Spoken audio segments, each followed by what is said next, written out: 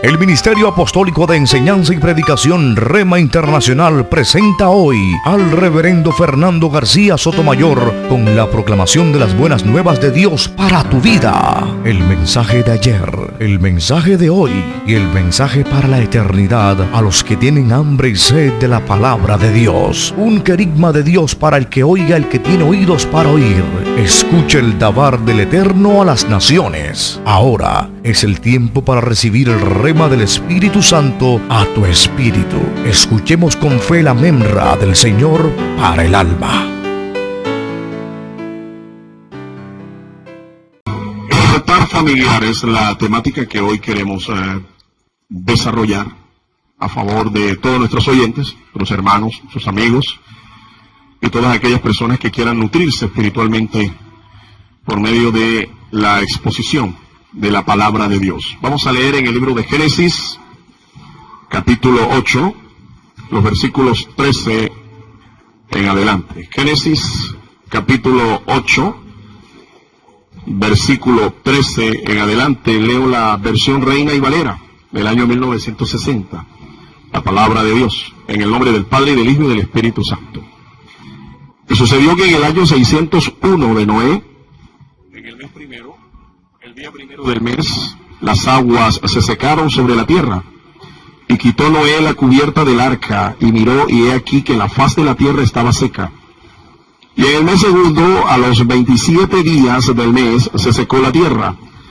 Entonces habló Dios a Noé diciendo: sal del arca tú y tu mujer, y tus hijos, y las mujeres de tus hijos contigo. Todos los animales que están contigo, de toda carne, de aves, y de bestias, y de todo reptil que se arrastra sobre la tierra, sacarás contigo, y vayan por la tierra, y fructifiquen, y multiplíquense sobre la tierra.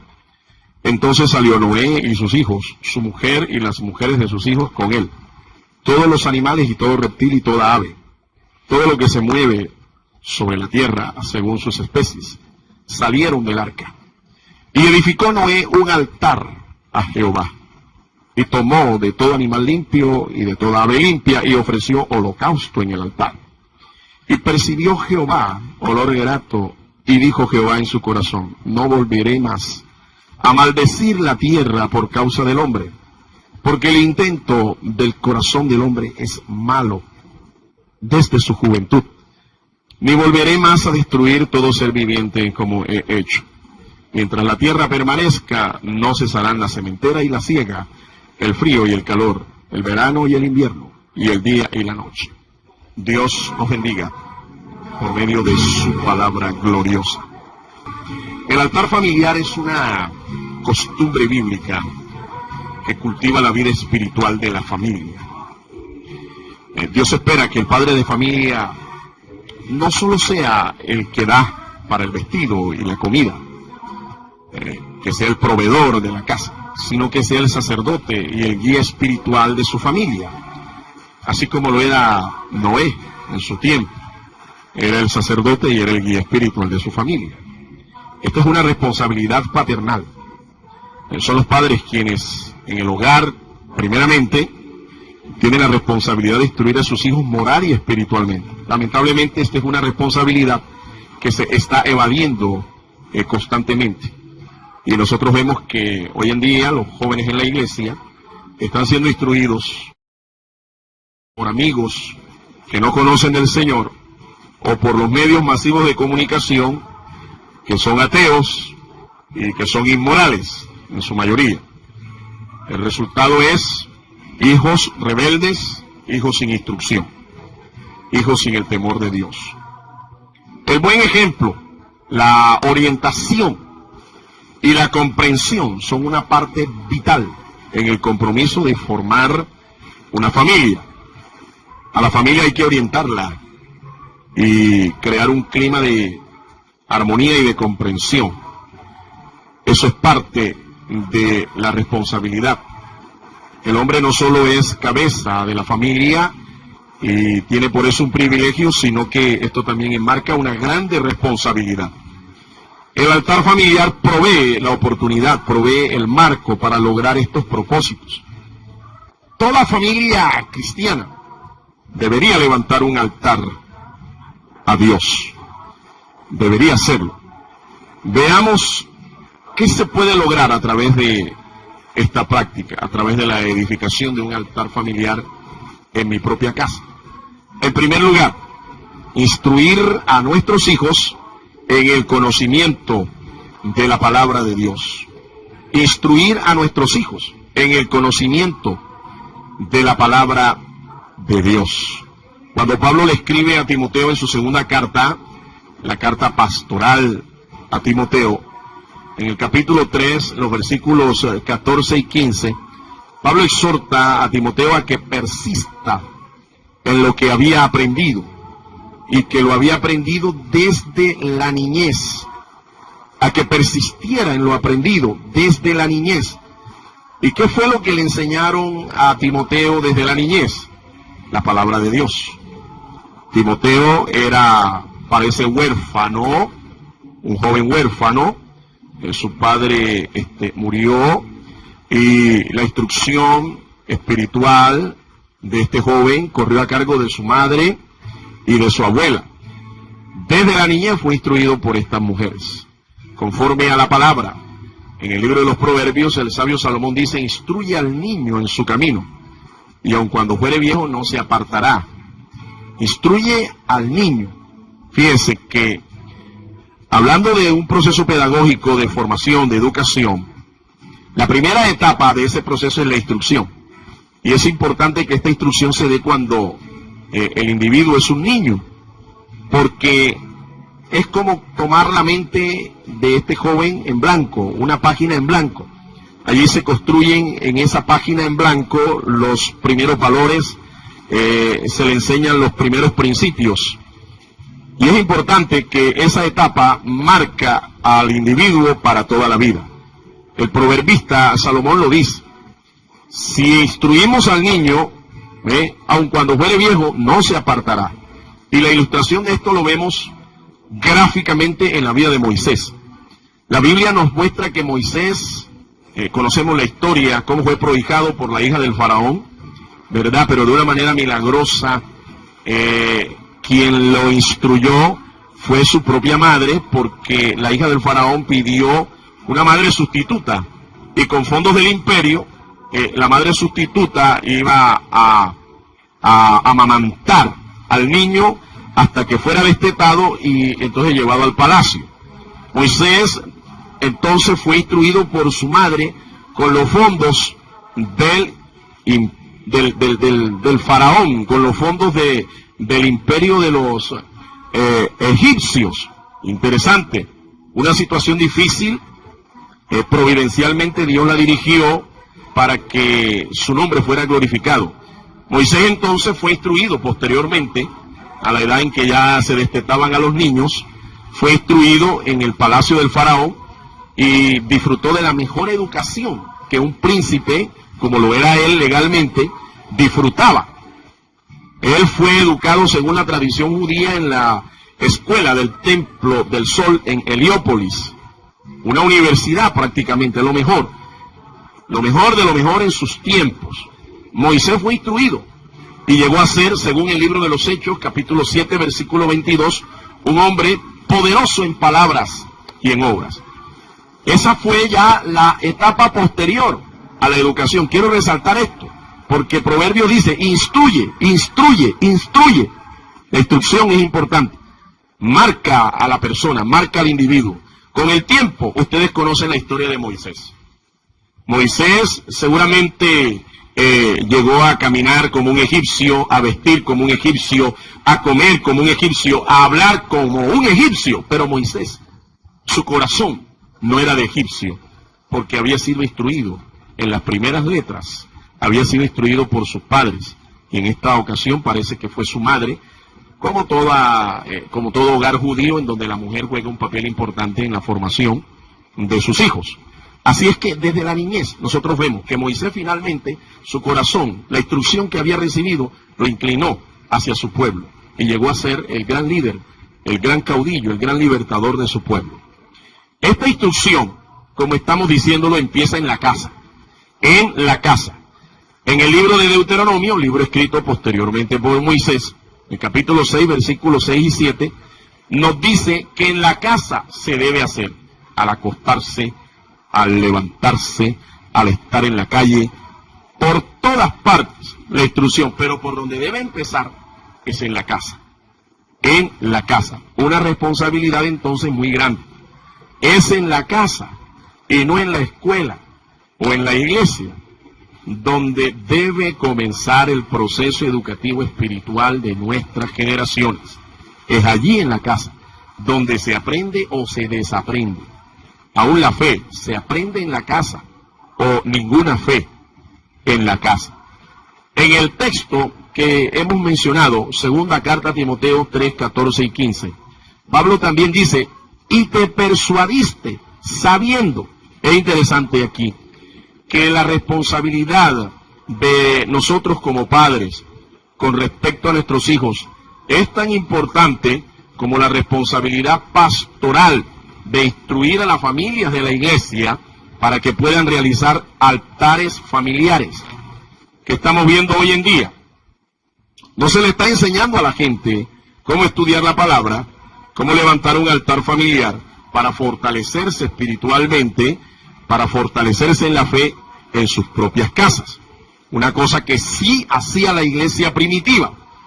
En las casas se instruía y se levantaban altares de oración. ¿Qué estamos viendo hoy en día? En vez de crear altares familiares, en vez de enseñar a la feligresía a hacer altares familiares, estamos enseñando es a crear G3, G6, G7, G12. ¿Sí? Grupos que lo que persiguen en realidad es destruir la iglesia y dividir, no solo la iglesia, sino destruir las familias y dividir las familias. Eso es lo que ha traído la experiencia de la creación de estos grupos, G3, G7, G12, llámese como se llame.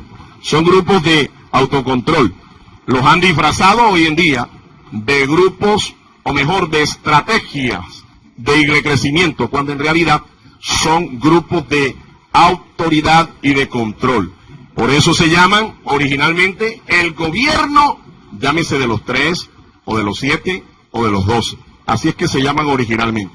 No son realmente grupos de crecimiento, grupos para fomentar el crecimiento de la membresía de una iglesia, sino grupos de control, grupos de autoridad, para mantener a la gente allí. ¿Qué ha traído esto a la postre? Divisiones, destrucciones de muchas familias. Por eso es una responsabilidad como ministro del Señor, delante de Dios, el que usted a su gente le enseñe, mi estimado pastor, mi amado consiervo, que usted le enseñe a la gente a hacer grupos familiares, altares familiares. Bendito y alabado sea el nombre del Señor. En segundo lugar, ¿qué podemos lograr con los grupos o altares familiares? Inculcar a nuestros hijos el respeto y los valores cristianos. Inculcar a nuestros hijos el respeto y los valores cristianos. Pablo escribe a Timoteo, ahí en su segunda carta, en el capítulo 1, los versículos 3 al 5, y él reitera que fue su madre Eunice y su abuela Loida quienes lo enseñaron a él, quienes lo hicieron un baluarte posteriormente en la fe, una columna en la iglesia. Se le debe a estas mujeres la formación de este joven, que posteriormente llegó a ser acompañante del apóstol Pablo en su ministerio. Nosotros, a través de los altares familiares, podemos lograr desarrollar valores, desarrollar el respeto de nuestros hijos hacia Dios, hacia la fe cristiana, hacia la santidad, hacia la oración, hacia la palabra de Dios, hacia el culto, aún enseñarles la mayordomía cristiana, enseñarles a nuestros hijos desde temprano la importancia de ofrendar al Señor, de sembrar en la obra de Dios, de pagar nuestros diezmos, ser fieles pagando nuestros diezmos. Todas estas cosas se las podemos enseñar a nuestros hijos desde el altar familiar. Valores cristianos, respeto hacia Dios, hacia la fe cristiana, hacia la santidad, hacia la oración, hacia la palabra de Dios, hacia el culto y aún la mayordomía cristiana. ¿Qué estamos viendo nosotros hoy en día? La mayoría de los jóvenes, aún en nuestras iglesias, ignorantes de las doctrinas básicas, de las doctrinas elementales de la fe en Cristo Jesús. Y si los vemos fuera de la iglesia, peor todavía. Jóvenes que no tienen una meta, un propósito, una visión en la vida, sin meta, sin propósito, sin valores, completamente impíos, irreverentes hacia las cosas de Dios, irrespetuosos hacia la fe cristiana, hacia la cultura de la oración, hacia la palabra de Dios, e incluso creyendo que nuestro Señor Jesucristo y los profetas fueron personajes mitológicos, personajes de Paquito, de cuento, al estilo del Hombre Araña, de Superman, de Batman y de otros personajes de los cómics que se conocen en el día de hoy. Nosotros podemos lograr esto, podemos lograr que ellos respeten. Esto es un principio espiritual que aprende cuando se le inculca el temor de Dios. Los jóvenes aprenden desde temprano a temer a Dios. Claro, un joven así, instruido, es difícil que cuando llega a esa etapa crítica de la adolescencia se desvíe, porque los valores que tiene son fuertes, los principios que se le han enseñado son fuertes, son sólidos, y es difícil que se descarríe. ¿Qué estamos viendo hoy en día? La mayoría de los padres de familia llegan a pedir oración, pastor, venga, porque creen que una oración pastoral puede hacer el milagro de que los hijos no se descarríen y que se vuelvan al Señor. Dios a veces tiene misericordia, pero le digo que cuando el barco está hundido es difícil que vuelva otra vez a flotar. Antes que el barco se hunda, usted tiene que atender la responsabilidad de instruir a sus hijos, de educarlos, de enseñarles estos valores desde el altar familiar. En tercer lugar, se puede lograr también con el altar familiar orientar a nuestros hijos sobre situaciones de la vida cotidiana, situaciones de la vida práctica. En el libro de los Proverbios voy a darle dos textos bíblicos para que usted los escriba, los consulte. Capítulo 13, versículo 24 y capítulo 19, versículo 18. Ambos textos nos exhortan a que mientras haya esperanza a los hijos hay que educarlos, inclusive hay que disciplinarlos, y hay que disciplinarlos con vara, ayudándolos en este proceso para que ellos se levanten siendo jóvenes responsables. Ahora, nosotros podemos orientarlos inclusive desde el altar familiar, ayudarlos a escoger sus amistades. ¿Usted sabe cuáles son las amistades que tiene su hijo? ¿Usted sabe con quién está? Yo recuerdo hace muchos años una propaganda en los medios masivos de comunicación que decía, ¿sabe usted dónde está su hijo a esta hora? Porque el mismo Estado estaba preocupado por la cantidad de jóvenes que hacían parte de pandillas y de delincuencia juvenil. Los índices, inclusive los índices actuales en estos días de las pandillas y la delincuencia juvenil y la adicción a las drogas entre los jóvenes, al alcoholismo y todas estas cosas, son impresionantes. ¿Debido a qué? A que los jóvenes se dejan absorber por un grupo y por la presión de ser aceptados, ellos comienzan a andar con gente que no es muy aconsejable, gente de mala procedencia, personas, jóvenes maleducados, jóvenes inmorales, jóvenes que son unos delincuentes y son los líderes de los grupos, y ellos en el afán de ser aceptados por el grupo social hacen lo que sea. No en vano dice la palabra de Dios que las malas conversaciones, las malas compañías corrompen las buenas costumbres. Usted tiene que saber y tiene que orientar a sus hijos para escoger sus amistades, inclusive para seleccionar los programas que ven en la televisión, para ver qué consultas hacen en la internet, qué libros leen, qué revistas están leyendo. Estas cosas son necesarias. Hay que disciplinarlos si es preciso. Disciplinarlos. Sigue diciendo el libro de los Proverbios, capítulo 23, versículo 13, que hay que disciplinarlo y se hace con vara, ¿sí? Y esto no lo va a destruir. Mientras haya esperanza, hay que hacerlo. Cuando ya todo está perdido, no hay nada que hacer. Pero es ahora el tiempo para hacerlo. Disciplinarlo con vara. La vara allí es literal, no es espiritual. Y la disciplina o la corrección o el castigo del que habla el libro de los Proverbios, más que todo es un proceso pedagógico. A los jóvenes, a los niños, cuando se les castiga se les tiene que decir por qué. Porque si usted no les dice por qué es disciplinado, se levanta allí un joven resentido, un joven amargado, un delincuente en potencia, y con los años usted va a ver el fruto de esa amargura cuál va a ser. Mire, los padres son el modelo de vida que nuestros hijos aprenderán en la vida. Ellos son el modelo de vida que aprenderán en la vida. Así también los pastores, como padres espirituales de una congregación, son el modelo espiritual de su rebaño. En el hogar, tal cual es el padre, tal los hijos. En la iglesia, tal cual es el pastor, así son sus feligreses. Bendito sea el nombre del Señor. Quiero concluir en esta hora diciéndole lo siguiente. Nosotros debemos ayudar y preparar a nuestros hijos para el camino de la vida. Pero no debemos preparar el camino de la vida a nuestros hijos. Ellos van a llegar, si ya no lo son, a una edad adulta en la que ellos tomarán sus propias decisiones. Así que no los manipule. No los llene tampoco de cantaleta. Hay que instruirlos. Enséñele a sus hijos valores. Enséñele principios de la palabra. Y usted verá ver que sin necesidad de estar aplicando la fuerza de la ley, la coerción de la ley, ellos van a tomar las mejores decisiones. Y ellos harán finalmente lo que es, con respecto a la voluntad de Dios, con respecto a estas cosas, lo que es agradable, lo que es recto.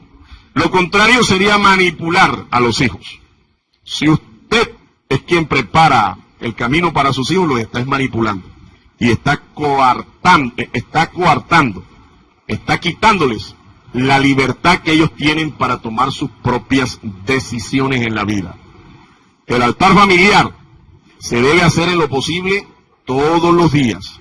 En el libro de los Hechos, capítulo 5, versículo 32, dice que la iglesia primitiva no cesaba de predicar a Jesucristo y de enseñar públicamente, y dice, y por las casas.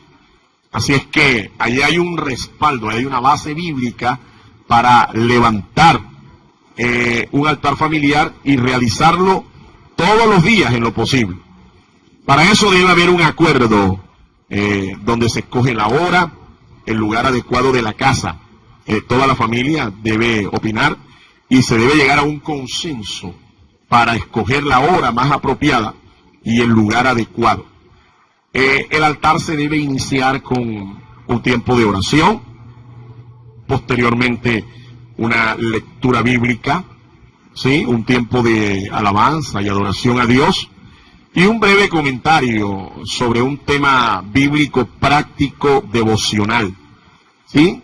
Después de haber leído un capítulo de la Biblia, entonces hacer esto, un estudio práctico devocional de ese capítulo o de un pasaje de la Escritura. Normalmente el tiempo se debe culminar obviamente también con oración. Normalmente el tiempo de duración de este altar no debe pasar de los 30 minutos. 30 o 40 minutos máximo, sin limitar a veces lo que el Espíritu Santo quiera hacer en nuestro altar familiar. Recuerde que estamos en la casa, estamos en la familia.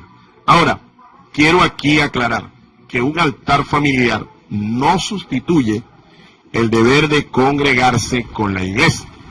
En Hebreos 10:25 dice que es un mandamiento para el cristiano no dejar de congregarse, no adoptar la mala costumbre de no congregarse.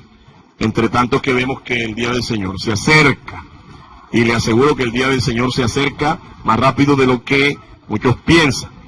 No debe entonces el altar familiar sustituir el deber de congregarnos con la iglesia.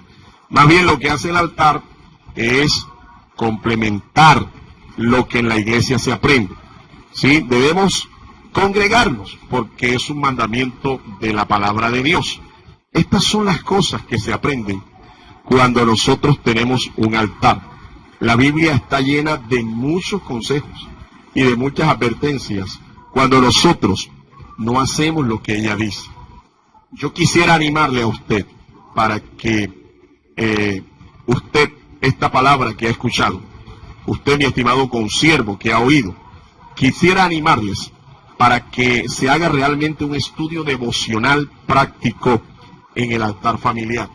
Mucha gente se desanima, muchos hogares se desaniman de hacer el altar es porque no tienen un método sencillo de estudio para realizarlo en el tiempo devocional.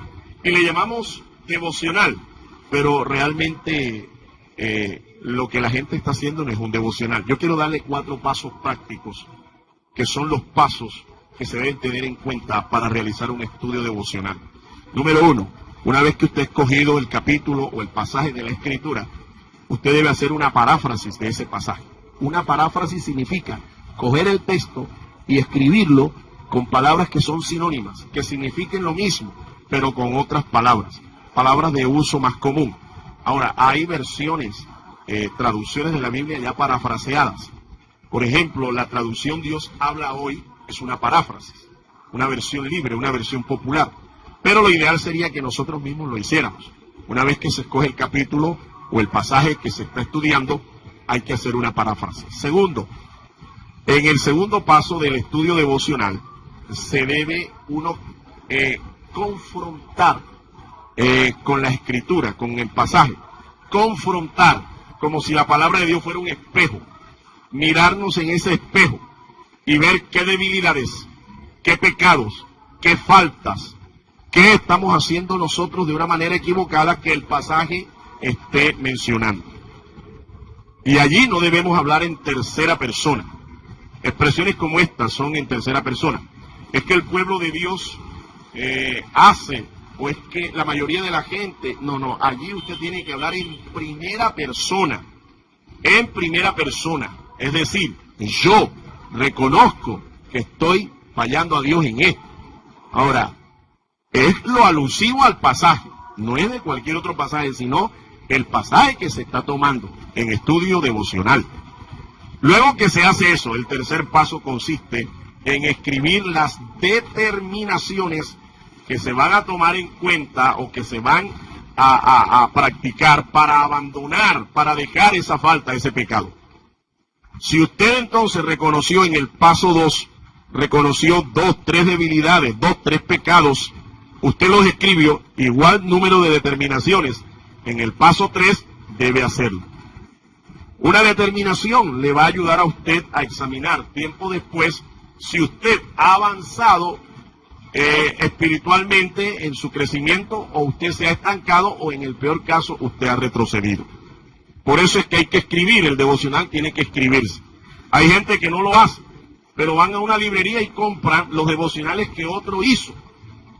Yo sé que muchos son de bendición, pero ¿saben? No es su experiencia, no es lo práctico. Lo ideal es que cada uno de nosotros lo haga de un modo personal. Y el cuarto paso del método devocional es hacer una oración en fe, declarando la victoria sobre esa falta, sobre ese pecado, una vez que hemos determinado hacer lo que tenemos que hacer para dejar o abandonar la falta. Esos son los pasos sencillos, 4 pasos sencillos para hacer un estudio devocional. Le reitero, tiene que escribirse, porque esto le va a permitir a usted después de un tiempo saber si usted ha crecido espiritualmente o si se ha estancado o si en el peor de los casos usted ha retrocedido en su crecimiento espiritual. Póngalo en práctica, ayúdese, pídale consejería al pastor. Su pastor tiene que saber cómo hacer un método devocional de estudio. Pídale cómo establecer una serie de temas para estudiarlo a nivel de la familia. Usted no tiene que ser un teólogo para hacer estas cosas, pero sí le digo algo, usted es responsable de su familia delante del Señor y Dios va a pedirle cuenta a usted de su familia. Dios lo va a hacer, por eso es mejor cumplir con nuestro papel y escuchar un día y ver con nuestros ojos el fruto de este trabajo, el fruto de esta actividad. Hijos consagrados, hijos dedicados al Señor, hijos haciendo la voluntad de Dios, hijos que glorificarán el nombre del Señor y que nos harán a nosotros vivir grandes alegrías y grandes satisfacciones. Dios lo bendiga. El Ministerio Apostólico Rema Internacional pone a disposición esta predicación. Ofrecemos ministración a simposios, seminarios, campañas evangelísticas, educación globalizada sana y de carácter interdenominacional. Escríbanos a ministerioremainternacional@gmail.com o llámenos al celular 316-270-7181.